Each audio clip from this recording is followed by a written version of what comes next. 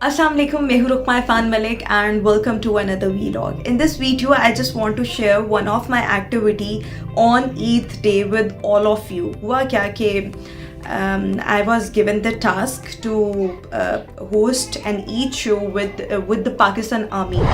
मेरी टीम ने मुझे कहा कि हमने जाना है, बॉर्डर पे जाना है और हमने दिखाना है कि जो जवान हैं वो किस तरह से वहाँ पर ईद सेलिब्रेट करते हैं, वतन के दिफा के लिए वहाँ पर मौजूद होते हैं, अपने घरों से दूर होते हैं.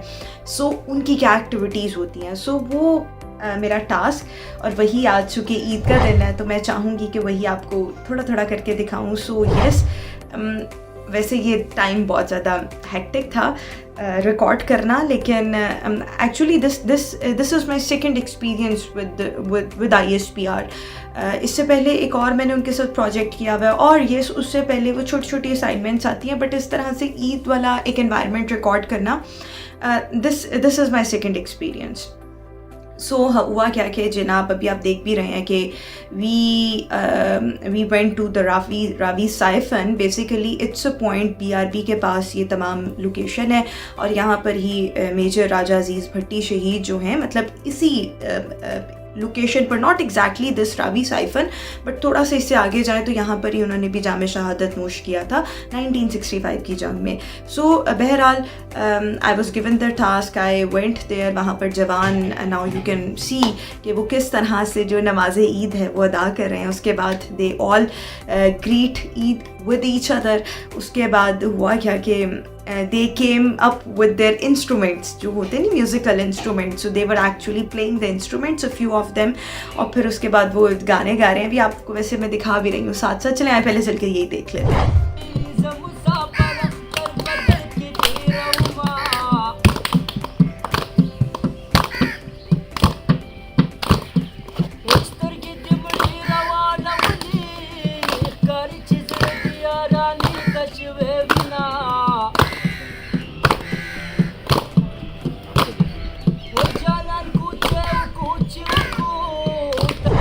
ये तमाम एनवायरनमेंट तो आपने देखा. उसके बाद फिर मैंने वहाँ पर कुछ जवानों से बात की, कुछ ऑफिसर से बात की, कुछ नॉन कमीशनड अफसरान थे. सो उनसे बात की. उन्होंने फिर हमें बताया कि उनके ईद के दिन एक्टिविटीज़ ऐसे ही होती हैं कि वो नमाज़ पढ़ते हैं, फिर उसके बाद गाने शाने गाते हैं, फिर उसके बाद जिनकी ड्यूटी होती है obviously they have to go to their duty, but जो ऑब्वियसली अपने मेस में होते हैं, या मेस नहीं तो रूम्स के आसपास जितने लोग होते हैं, मतलब कहने का मकसद ये जो ऑन ड्यूटी नहीं होते. सो वो फिर बातें शातें करते हैं. उनके जो कमांडिंग ऑफिसर्स होते हैं या जो सीनियर अफसरान होते हैं वो आते हैं, उनसे ईद मिलते हैं.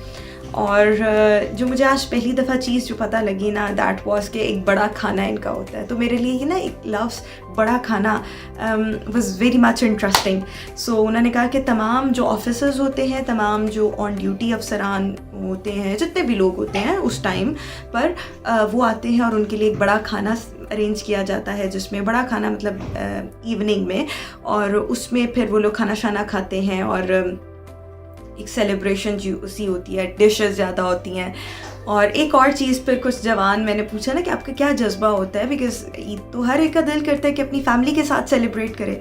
सो दे सेड कि हमारी ट्रेनिंग ऐसी होती है और हमारे ब्लड में ये चीज़ है कि हमारे लिए नेशन और मुल्क सबसे पहले है, हमारी फैमिलीज़ बाद में. और हम जब यहाँ पर अपनी ईद सेलिब्रेट कर रहे हैं, सो यस हम इसी अंदाज में कह रहे हैं कि we are with our family.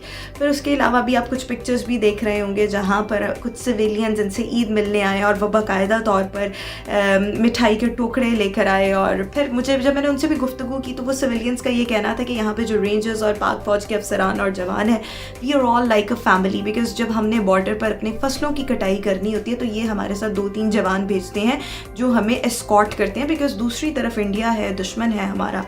सो मुझे ये चीज़ बहुत अच्छी लगी. फिर इसी तरह रेंजर्स का, और जो अफसरान जिनसे बात हुई, रेंजर्स भी वहाँ पर थे, सो उनका भी यही कहना था कि हम भी इनकी ऐसी हेल्प करते हैं और ये भी हमारी बिल्कुल ऐसी हेल्प करते हैं, खुशी हो, गमी हो, we are all together in like every moment. So ये बड़ा कुछ मज़े का एक्सपीरियंस था. फिर हमने वहाँ पर खाना शाना भी खाया.